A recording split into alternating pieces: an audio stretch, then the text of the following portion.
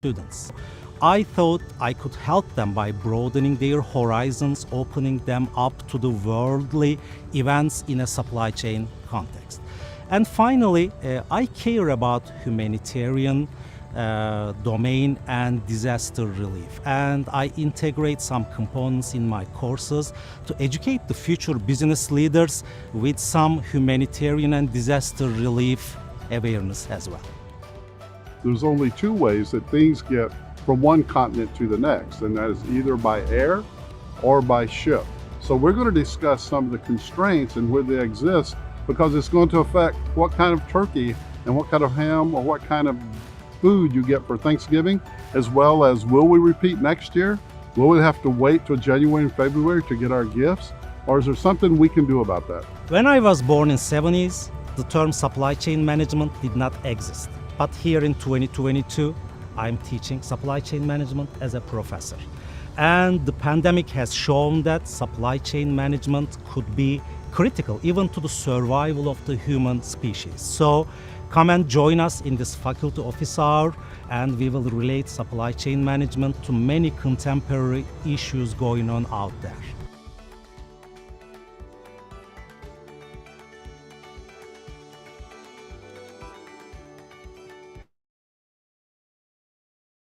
Good afternoon, everyone. Thanks for joining us. My name is Karen LaPointe, and on behalf of the URI Foundation and Alumni Engagement, I'd like to welcome you to the program today. We're happy to present the second in our Fall Faculty Office Hour series. This semester, we are partnering with the College of Business in honor of their 100th anniversary to present a series called The Future of Work. Today, we welcome Doug Hales and Koray Özpolat, both professors of supply chain management in the College of Business. Acting as moderator of the discussion is Tess Booth, assistant teaching professor in supply chain management. Before joining URI in 2020, Tess led a variety of teams in the e-commerce industry focused on dropship fulfillment, e-commerce readiness, and operational strategy development. In addition to teaching, Tess runs her own small business that develops tools to help with mental health and continues to consult e-commerce sellers on their international supply chain strategies. If you have questions for any of our panelists today, please post them in the Q&A section on your screens. We'll do our best to get to as many questions as we can during the discussion. And just a quick note, today's program will be recorded. In a few days, you'll receive an email with a link to the recording, along with recommended resources for further reading. You'll also be receiving a brief survey from us, and we very much welcome your feedback. Now, I'd like to invite Tess to introduce Professors Hales and Özpolat. Thank you, Karen. Welcome, everyone. I'm so happy to be here and glad that you could join us today. I'm joined by my colleagues, Dr. Doug Hales and Dr. Koray Özpolat. Dr. Hales is a professor of supply chain management with expertise in Lean Six Sigma management strategies. His research interests include global port competitiveness and applied process improvement. He has won numerous awards in both areas and has many referred publications, papers, and presentations. He holds a PhD from Clemson University, an MBA from Kennesaw State University, a BS in operations from Brenau University, and an ABA in accounting from Reinhardt College. Dr. Özpolat is also a professor of supply chain management. His research interests include humanitarian logistics and disaster relief, scholarship of teaching and learning, and emerging business supply chain technologies. He started his career as an electrical engineer in Turkey and later at the United Nations in Amman, Jordan. There, he was introduced to the impact of supply chain management and decided to pursue his PhD in the field. He holds a PhD from the University of Maryland, College Park, a graduate diploma in purchasing and supply from CIPS Institute, UK, and a master's in electrical engineering from Colorado State University. And now I'd like to invite Dr. Hales and Dr. Özpolat to join me on screen for today's presentation, which will be in the form of a panel discussion.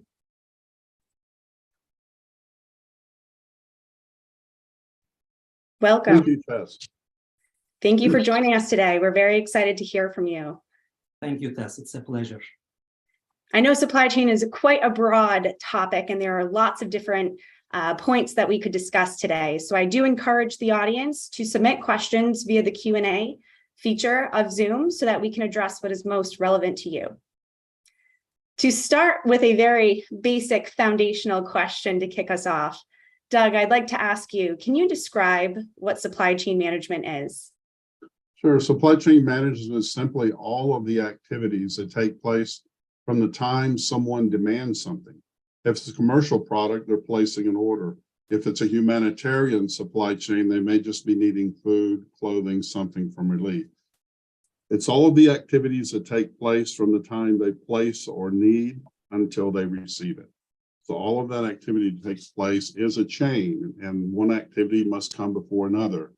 So that's why they call it a supply chain. Excellent. Sets us up for a foundation for all of the topics we'll discuss. Supply chains are very global.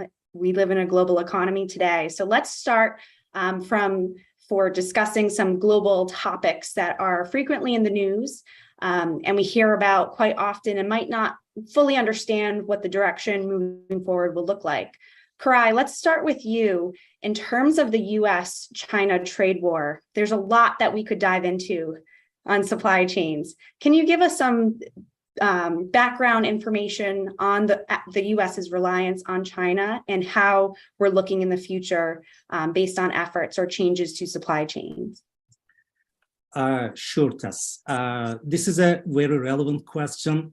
I teach global supply chain management at URI, and I tell my students in today's world, I cannot teach global supply chain management without touching on to China. So it's definitely a relevant topic. Among the audience, there are many who don't come from a supply chain or business background. So let me start by maybe sharing a few historical developments about US-China trade relationship. In 1978, China adopted a reform and open door policy and encouraged foreign investment. And as a result of this, they built free trade zones, specialized economic zones along eastern cities. And initially, it was Hong Kong companies from Hong Kong and Taiwan that invested a lot in these economic zones. And in 2001, China joined the World Trade Organization, and that accelerated the foreign trade investment, foreign trade of China with the rest of the world, foreign direct investment in China. So since the reforms began 40 years ago, China's GDP grew from $150 billion to $18 trillion. That's like 120-fold increase. You know, from a China perspective, it's a success story. From a humanitarian perspective, they lifted 700 million people out of poverty through mainly production and trade. China is the top exporting nation of the world, $3.4 trillion, and the second importer after the US with $2.6 trillion of imports. So coming to your question about reliance on China, our trade volume with China, I think recently surpassed $700 billion. They are our number one trading partners. Mexico and Canada are close, second and third trading partners. But we have a large trade deficit with China, especially in trade of goods. When it comes to dependence, some US industries have significant reliance and dependence on China, either through direct imports or supply chain linkages. Some industries I could give as an example are manufactured goods, consumer electronics, electrical machinery and equipment, precious and rare earth metals, active pharmaceutical ingredients in the pharmaceutical industry, and generic drugs as well. We have some reliance on China. This is a hot topic, especially, with the pandemic. Our reliance in the pharmaceuticals domain was under a spotlight. But the dependence on China, US dependence on China, is not one way. China is also heavily dependent on US. For example, 47% of the chips made around the world are designed in the US. They depend on our R&D when it comes to chip production.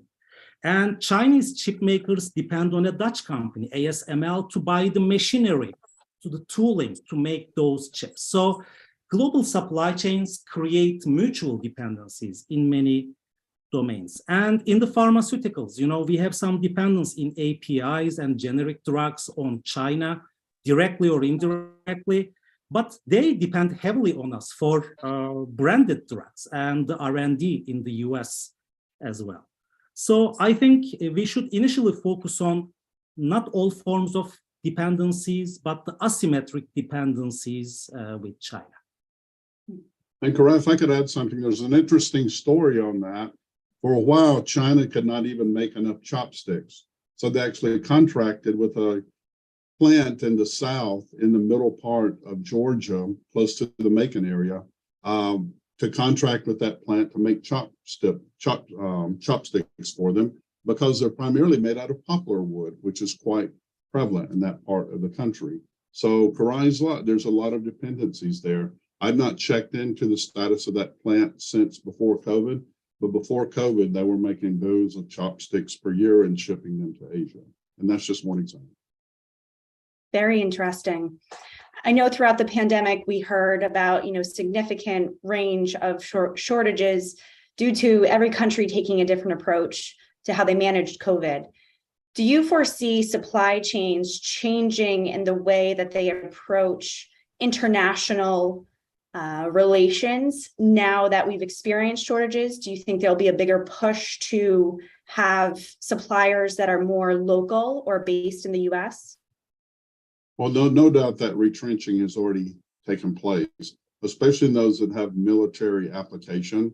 A lot of those have been brought back to the US, including research facilities at both the institutes that Koray and I attended. So some of that retrenching has taken place, but for the most part, when things settle down economically and politically, historically, even after the measures taken after the Spanish flu in the early part of the century, over 5 to 10 years, things tend to migrate back to maximum efficiency. So therefore, right now, there is some retrenching, and I said military capability has certainly been returned. Koray mentioned a big one about chips. I mean, the microchips, the most important chips right now in processing anything from electronics to military weapons to computers and things like that, most of them are made in Taiwan. They have 7 plants. And Taiwan is the largest and most efficient manufacturer in the world for it. That's one of the reasons that Taiwan holds such an interest for China. And so therefore, yes, there is some retrenching. And finally, Taiwan is approved to have one of their plants under their system actually built in Arizona. All right, just in case there's some other issues around then China really tries to avoid the word trade war now. They try to call it economic rivalry. But yeah, absolutely, there's been some retrenching around those areas. In terms of food sourcing, Koray mentioned the dependence of China on the US. A lot of that is food. So they've actually recaptured some of the desert areas north of China to try to bring some of that back to China itself. So yeah, there's been retrenching on both sides. I agree with Doug. I think there is another word commonly used in the media is decoupling of supply chains.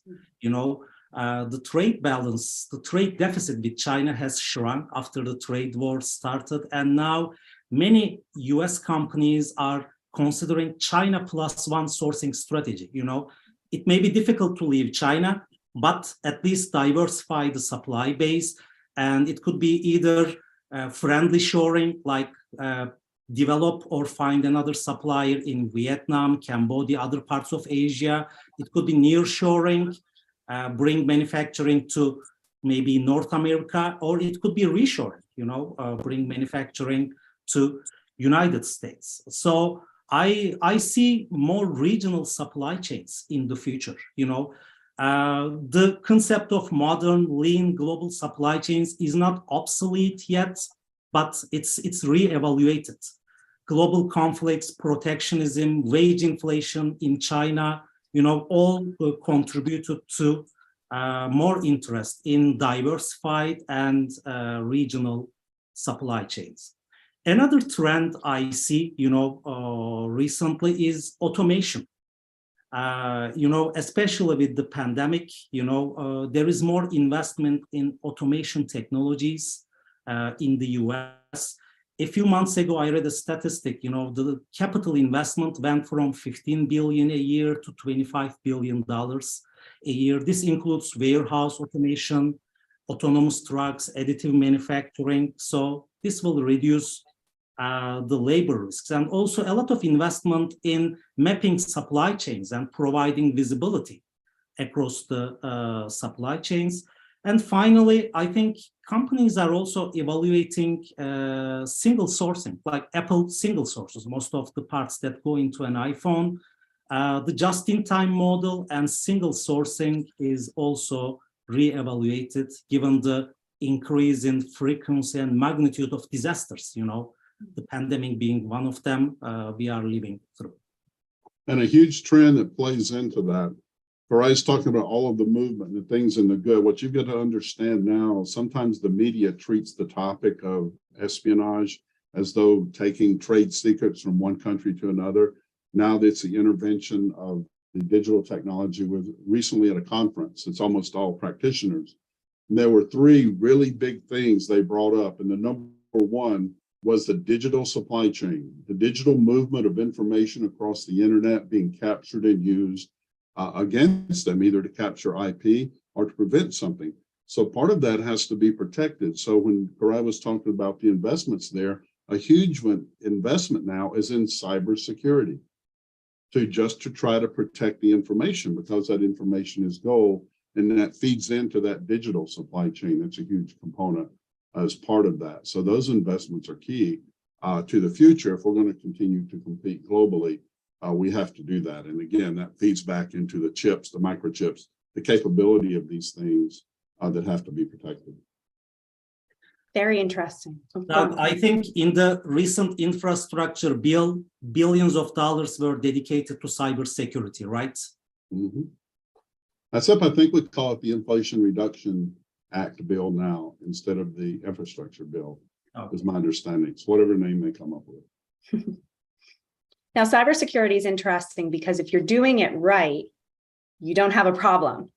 Do you think, with cybersecurity investments and with all of these changes that you're describing across companies and how they think about their vulnerabilities within their supply chains, do you think the lessons have truly been learned? Or do you think come 10, 20 years down the road, they may find themselves in a similar vulnerable situation because different priorities, different strategies have evolved? Well, we're lucky there in that older guys like me are retiring out. We didn't grow up with computers or new social media or the digital capabilities that younger people coming through now have. And so one of the advantages, I think younger people are constantly working in the digital arena, and we'll keep in mind that this data has to be protected. For people in my age group, a lot of them still don't understand that. And so, but they're not going to be in charge in the future. So the people who really work and understand digital, I don't think they're reverting back. I think the danger in reverting back that has happened after every national tragedy is that we've been able to be good and act right for about 10 years in terms of where we source and do things. But then when there's been no event, then we tend to start to migrate back to where the products can be most efficient. And that pressure is constantly on. Where can the product be made most efficiently and most effectively? And so after every disaster, 10 years in, you go in and look, things tend to migrate back to what they looked like before the disaster took place. And that includes wars and pandemics. I agree with that. Once the pandemic subsides and geopolitical tensions ease, I think many of the lessons learned will be forgotten. And, efficiency versus resilience, efficient supply chains, will become more important for many US companies. About the predictions down the road, I would have been very rich if I could reliably predict what's going to happen 10, 20 years down the road. But I will try, lessons learned, some will be forgotten. More automation is definitely down the line. I hope, the infrastructure bill putting almost $1 trillion into it I hope it will be used wisely and improve the US infrastructure. Like when we travel to Asia with Doug or Korea, other parts of Asia, China, Korea, I mean, you can definitely see, we are lagging when it comes to infrastructure. This is an opportunity. $1 trillion is lots of money, but I'm also worried. I look at the development of the California high-speed rail project from LA to San Francisco, started in 2008, and then it's expected to finish in 2030s. The budget was $33 billion. It went up to $113 billion. If this is the way to go with infrastructure projects, we won't catch up with, China or Korea. 10, 20 years down the road, a big geopolitical risk is if China invades Taiwan, it could have a catastrophic impact on supply chains, on the US economy, $700 billion worth of trade. And Taiwan is the #1 maker of chips.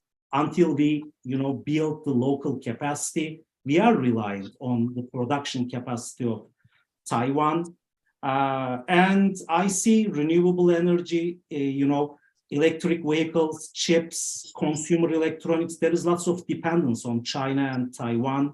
So that could be a major risk 10, 20 years down the line. Yes. But that's part of the reason that Taiwan keeps Taiwan safe, because they threaten that if they are invaded, they're going to destroy those 7 chip factories. And they produce those microchips in a way that is still secret. They don't let them know how they're produced. We have not been able to produce that technology to produce as efficiently and effectively as they have, neither has China. So therefore, that's part of the reason that Taiwan stays safe, and they know that. Koray mentioned something that's really important, the U.S. infrastructure. We've been in the process of improving it. We've been in the process of working on ecological things and green things and things like that. China's infrastructure is brand new. It's basically less than 20 years old, while the U.S. infrastructure is now over 50 years old and 60 years old. The only advantage that we will have that in 50 years, well, probably about 30 from now, China will also have to begin and rebuild and replace those. And in the same time, the U.S. has been working on this California project for high-speed rail. China has built 14 high-speed rails across the nation. But in doing so, the tracks there, they didn't quite get even enough for high-speed rail. So most of those, they had to slow back down from 300 kilometers to under 150 kilometers. So they also have some issues to deal with. So our advantage is about the time ours is rebuilt, theirs is going to start to be needing rebuilt. But you cannot deny China's the second largest economy in the world. They are moving to be #1 quickly. They are moving to increase the power of their military. And so the US and China will definitely be dependent on each other for many decades to come. And that assumes the US stays in the game, which for all intents and purposes now, it looks like we will do that. Those are very good points, Koray. Excellent. And now that we've started to talk a little bit about the US infrastructure, we have a question from the audience. The pandemic saw a significant backlog within the US ports. Are we fully cleared through the backlog, and how do we stand today with the US port? The East Coast still has some issues, but I've not seen one around Savannah and Charleston, which tend to have most of those coming in. They're within 20 days. All the other major ports, not just in the US, but in the world, are 7 days or less backlog. So that backlog is not there. We've done things to mitigate that with better technology, labor agreements, and things like that. But now crunch is over from last year. Just about all transportation modes are now the labor is negotiating for more money. We've seen the railroad issue still not been resolved yet, but what most really recently has happened is passenger air. The passenger air system, most notably Delta, was the first, I think it was last week, where there was a ceremonial vote by the pilots to strike. It has not been a date set or to do that, but it's to make sure negotiations keep going. On the other side, American Airlines have not had a vote, but yet they've had a breakdown in talks. So now the issue is, all right, we've got our goods coming to flow in now. The backlog at the ports have been taken care of. Almost all the goods that will be sold and distributed in the US during the holiday season are actually in the distribution centers. and in the stores now. I know I've seen advertisement. Retailers want you to come purchase early because they literally have filled as much capacity as they can. It's going to be this passenger air system that if something is not resolved, this is the largest flying season of the year, beginning now into Thanksgiving and Christmas.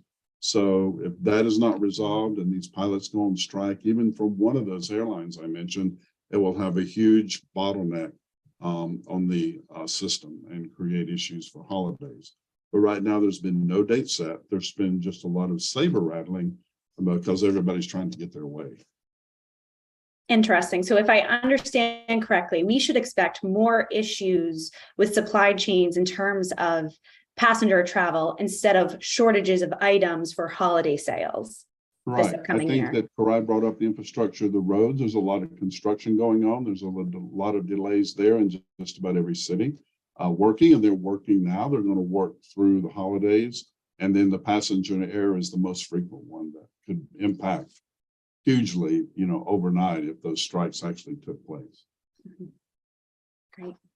Now, I know you have research focused on ports. Can you share a little background on how the U.S. got to the point they did during the pandemic with the U.S. port backlog, and if anything has changed moving forward so that we can prevent that again?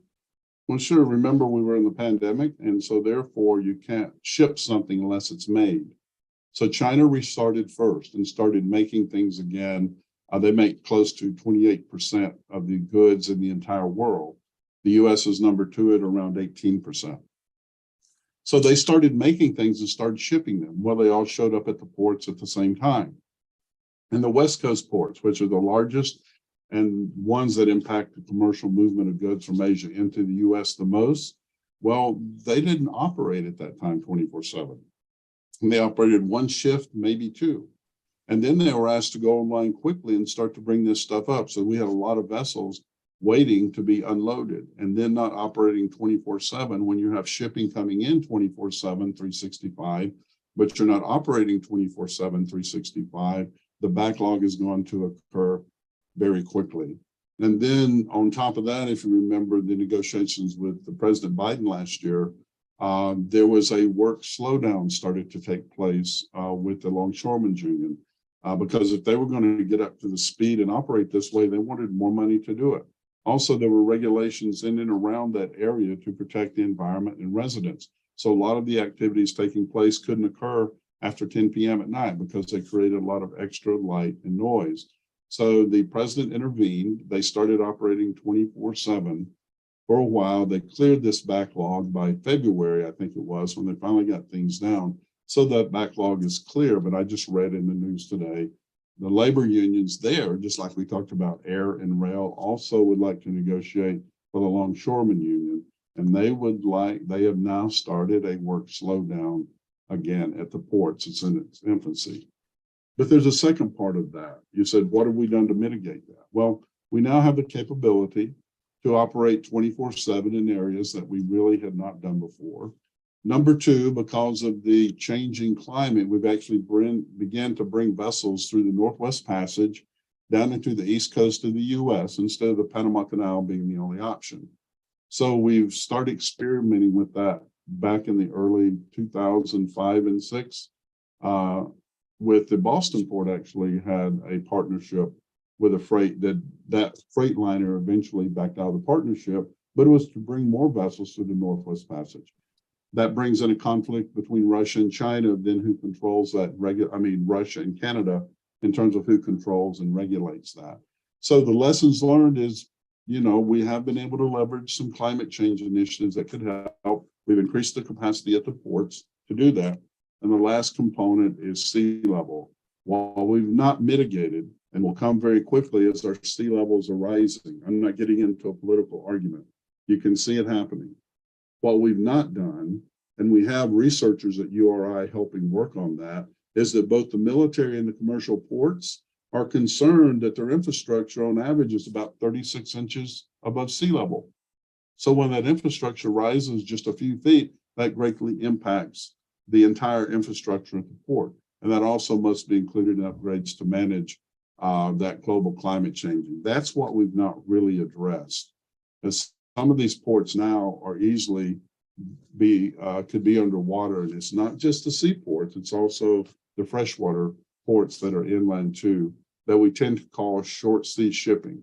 So we need to look at this as U.S. as a strategic element of what are we going to do these ports. As a matter of fact, the only transportation mode mentioned in the U.S. Constitution are seaports. Doug, I would like to ask you something about this topic. So I recently read a report.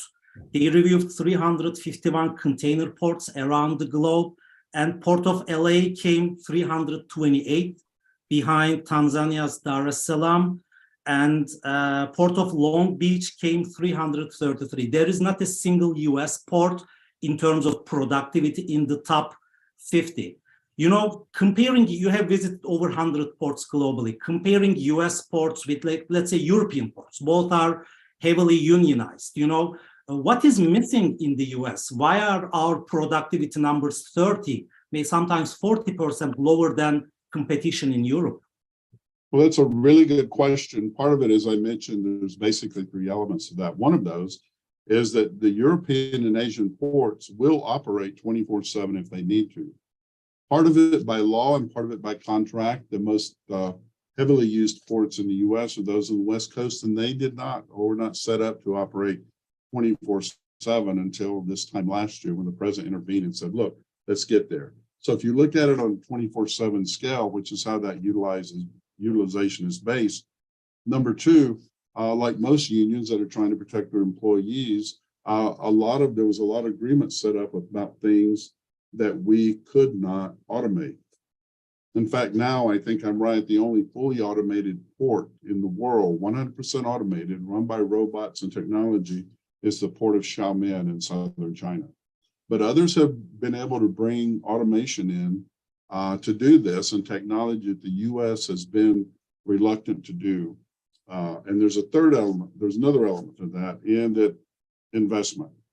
The U.S. central government directly does not own ports. Most of these ports are owned by local municipalities, which means the investors and those who pay for these are usually local municipalities when they agree to upgrade infrastructure to bring in automation and cranes and things like that.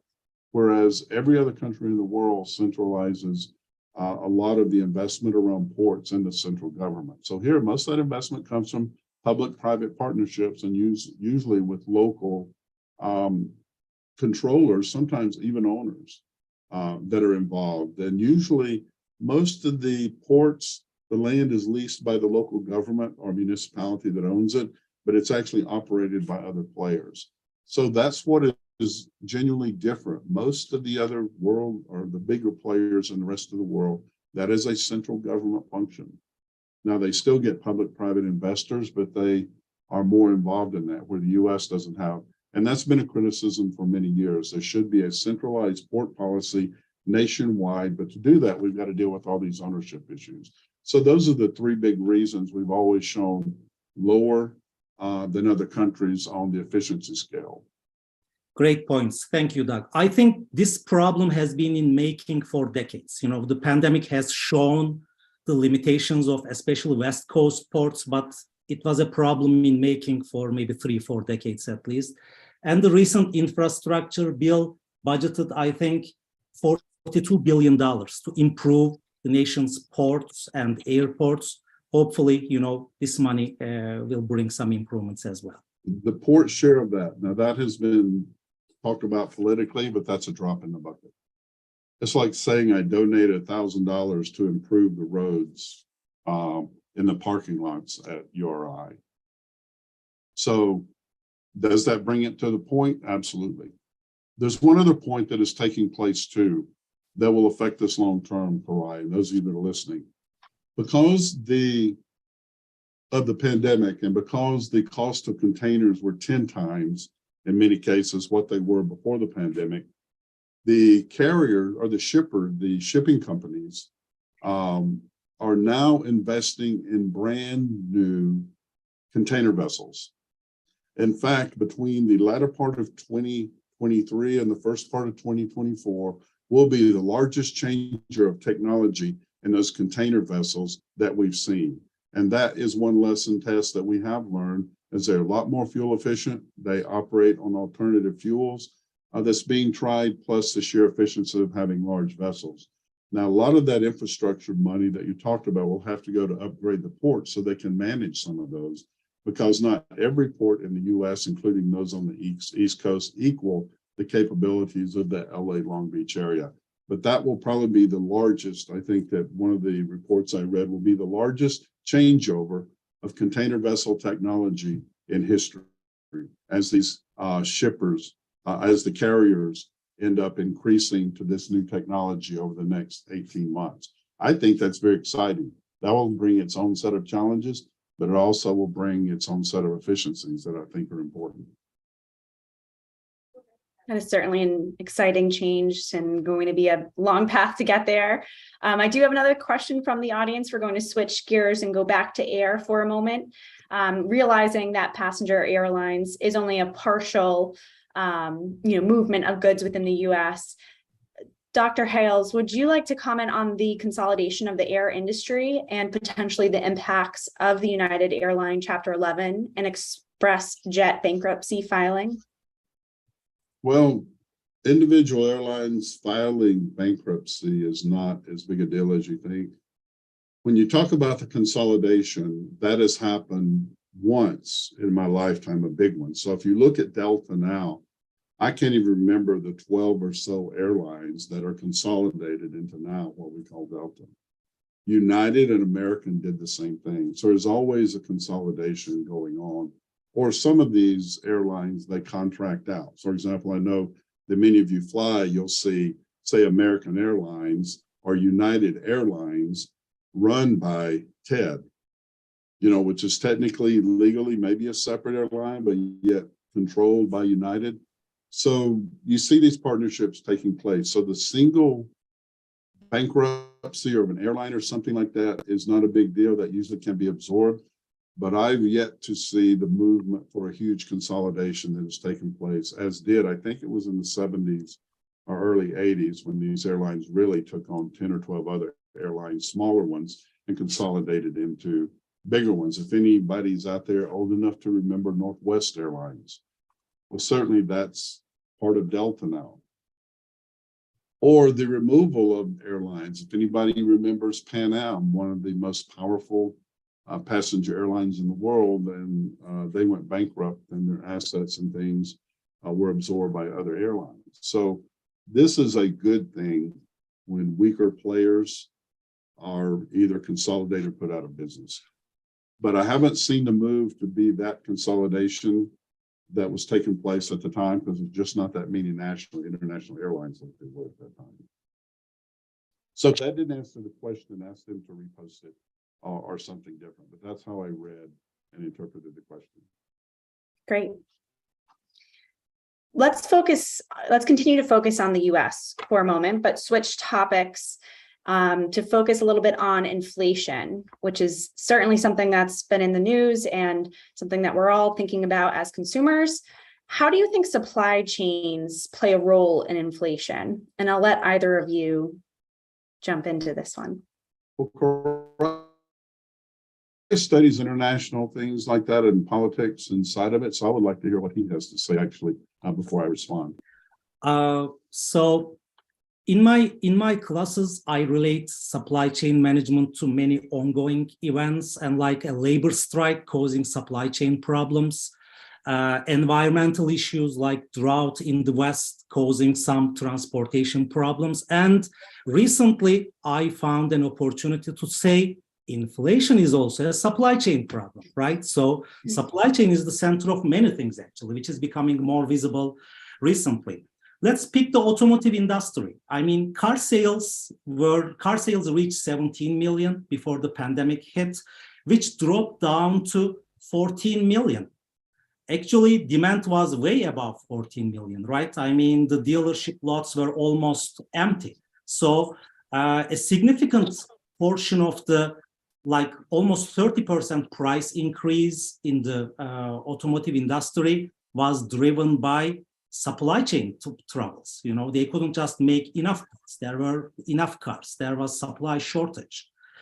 Then Definitely demand played a big role in it as well. What I see it is supply chain bottlenecks are easing.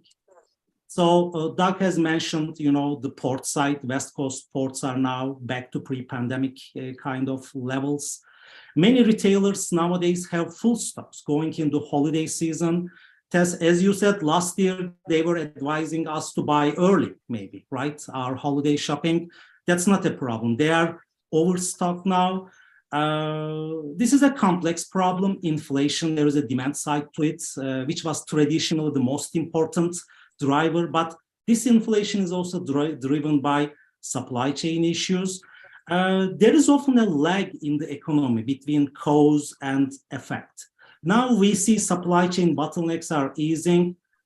How soon will this translate into, reduced inflation? It may take a while, but I'm optimistic that inflation will go down, especially the supply chain driven part of inflation will subside in the near future.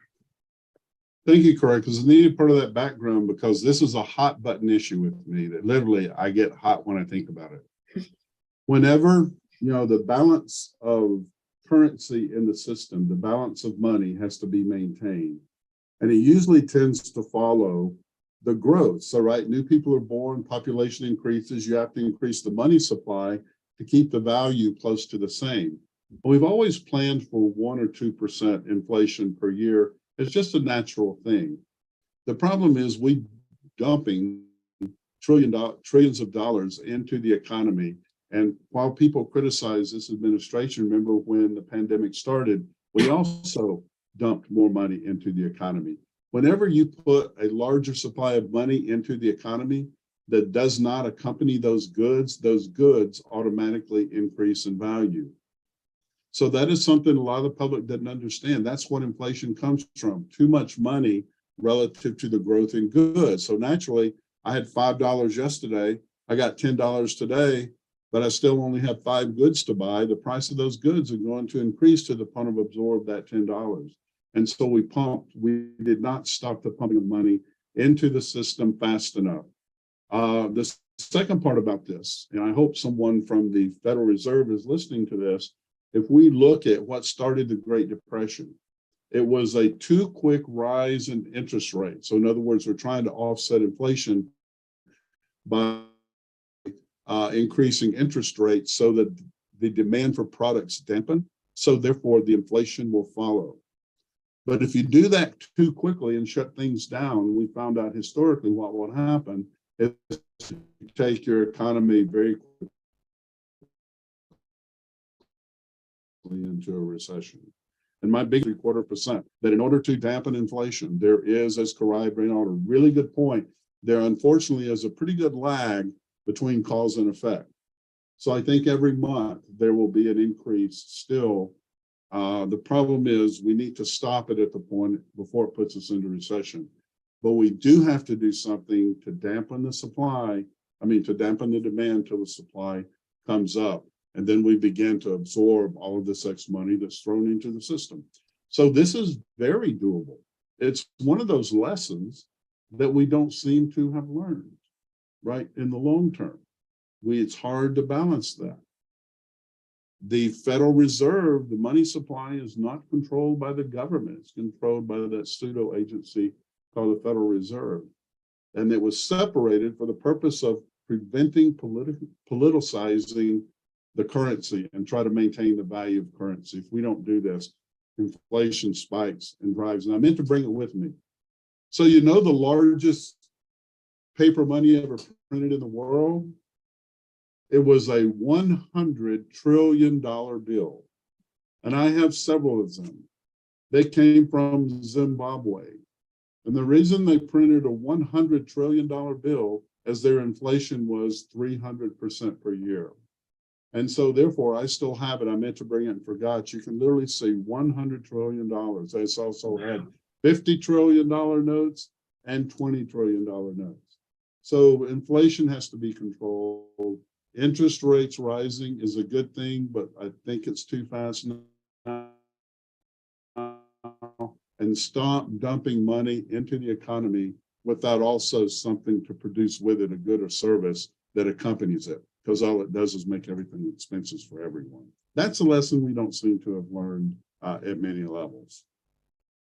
Great. Another challenge that is very difficult to balance, but we hear about quite often, is the prices at the pump.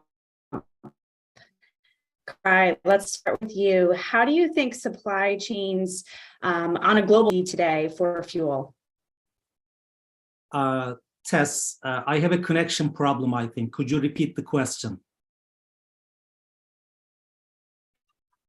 I sure can. Yes. Can you hear me now? Yes. Can you hear me now? Okay. Okay.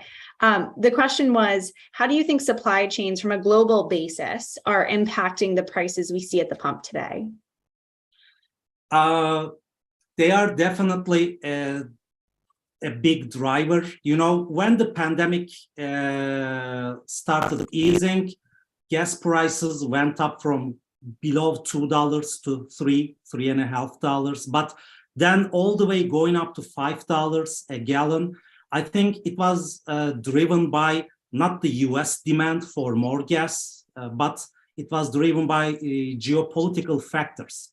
A war is going on in Ukraine. Ukraine cannot produce pre-war levels. There is a shortage of products that Ukraine produces, but when it comes to energy, it's Russia. And Europe is trying to reduce their dependence on Russian oil and gas. Europe purchased 40% of, I think, gas from Russia and close to that, maybe 30% oil from Russia. So they are now reducing it to 10%. And because of the war, because of the sanctions on Russia, oil prices, this is a global commodity, right? Oil prices went up to $130 a barrel in the international market. So we are part of the global oil market too. That was the initial driver of the gas price increases. It's come back close to the, maybe pre-war levels, the gas prices. But there is a lot of, unpredictable things out there. What if the war accelerates? What if Russia uses nuclear weapons? Then we could feel, hopefully not the nuclear war side, but at the pump, definitely, that may reflect into higher prices again. That question was recently asked. Thank you, Koray, for that, about the background, because that question was recently asked of the co-chair of IBM in a meeting, who used to be a government official. And he said one thing that this country desperately needs is an energy and fuel policy, so that everyone plays in the same sandbox, and then it becomes fair and we can move forward with something. Right now, we don't. All we see is a fight between the oil companies and oil leases and fracking and pipelines and politicians. That needs to be removed back to an economic-based fuel and energy policy nationwide. If we don't do that, this will not be the only event that causes wild swings in fuel prices, right? This will not be the only event that causes that. And so that's something that must and should take place, that is easier to do in other countries. China certainly has a fuel and energy policy. So does most of Europe. The EU has tried to implement some things, but the US is a big player.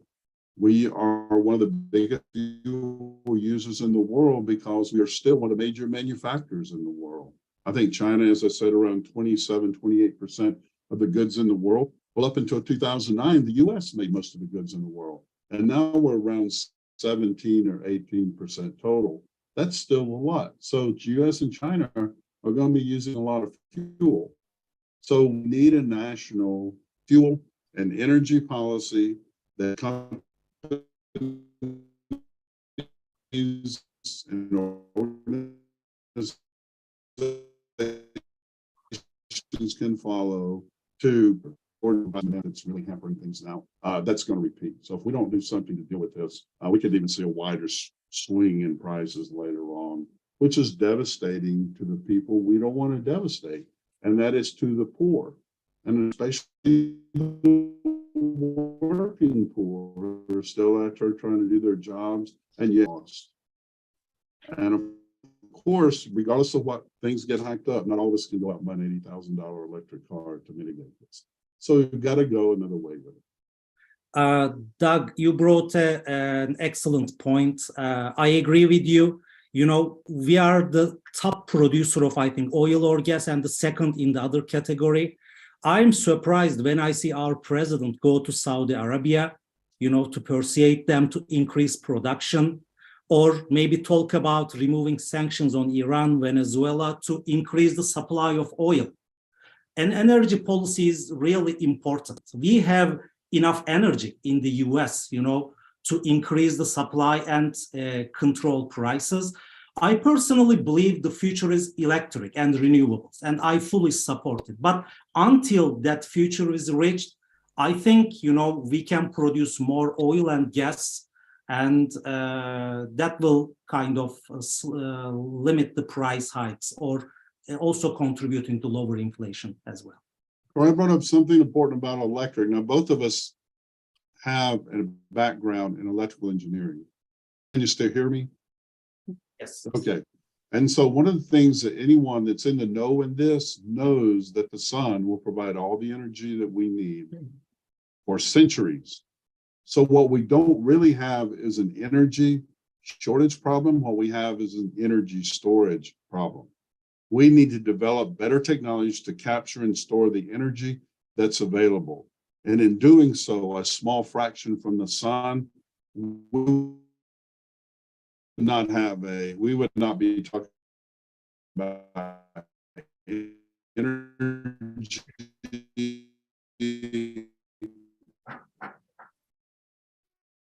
or green or anything with fuel. Now, that in the term, it is clear we're working with an energy storage issue, better batteries, better techniques of doing it that can be done on an industrial nationwide scale. Very interesting. Hopefully you guys can hear me. This is unfortunately going to be the last question that I'm going to present today. It did come from the audience. Looking at the ever-growing demand for rare materials like lithium, what kind of implications do you see for reversed supply chains to regain and recycle materials instead of using primary resources? And do you think that companies are focusing to reuse materials and use secondary materials to meet the demand? And how would that change their supply chains and the strategies they use? Well, some companies have done that. I'll take that one if you don't mind, only because the recent doctoral student did some research in this. Here's the problem: recycling. Often the cost of recycling and recapturing and reusing materials costs more than original materials. Plastics is an example. Plastic pellets have not been used before, and you can make a bottle. That costs much less than actually going, capturing a bottle, cleaning it, sorting it properly, grind it up, remelting it, and reusing it. So if we really want to shift in recycling, we have to make the recapture and the reuse cheaper than using a raw material, or else there's two things that happen, especially in plastics. One, it's not as good as the original version of plastics. As a matter of fact, you have to mix it to actually make it viable. And number two, in doing so, the supply chain for recycling is longer than the original one, which means there's actually going to be more barriers and more costs. So what we need to work on more is more efficient and effective ways to recycle. We have to get the cost of recycling down. It's not cheap.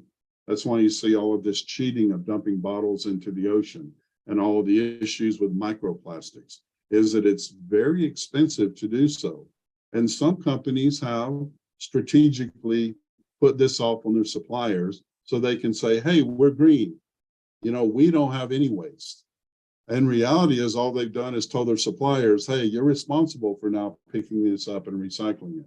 That's not an effective long-term strategy because that doesn't save any cost. So the biggest issue there, we need to be able to recycle in a much more efficient and effective manner.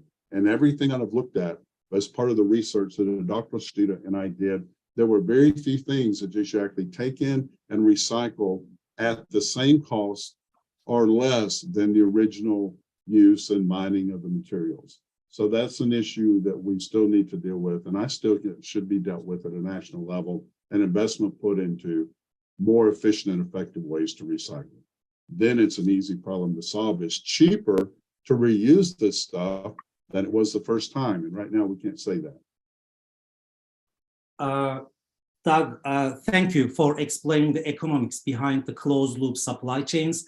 Out there, I see Apple doing a good job, getting the used phones back, when you buy a new phone. They either refurbish and resell or they recycle some of the materials, I think, used. But we are talking about, expensive products. When you go down to cheaper products, the economics is definitely not there. I have no expertise on the reverse logistics or closed loop supply chain sites, but Tess, relating to an earlier question about reliance on China, when it comes to rare earth materials, like lithium, like some others used in making solar panels, electric batteries, we have a heavy reliance on China. I think we need to, combine it with more recycling efforts. We need to develop some local mines, local sources, and diversify the supply chains for these rare earth materials beyond China. In fact, up until a few years ago, I don't know what it is after the pandemic, close to 1 million Chinese per year were immigrating into Africa. And they were being supported by the government for the express purpose of being able to capture and start mining those rare materials now. Now the same thing is happening in Brazil. Brazil had a national election yesterday, I think it was, and there's huge contention over the two candidates about the influence that China has on their policy and the capturing of those rare earth materials that they're doing. Thank you, Dr. Hales and Dr. Özpolat, and thanks to everyone who joined today. It was a very informative session. As mentioned, within the next few days, you will receive an email that has a link to today's recording, so you can return back to it if you'd like to view it again. And there will be a few of our recommendations for further reading or listening. Faculty Office Hour will be back on December 6th, featuring my colleagues, Professors Doug Creed and Mallory Flowers, who will discuss the future of business for the greater good. So stay tuned for the link and sign up for that next session. Thank you again and enjoy the rest of your day.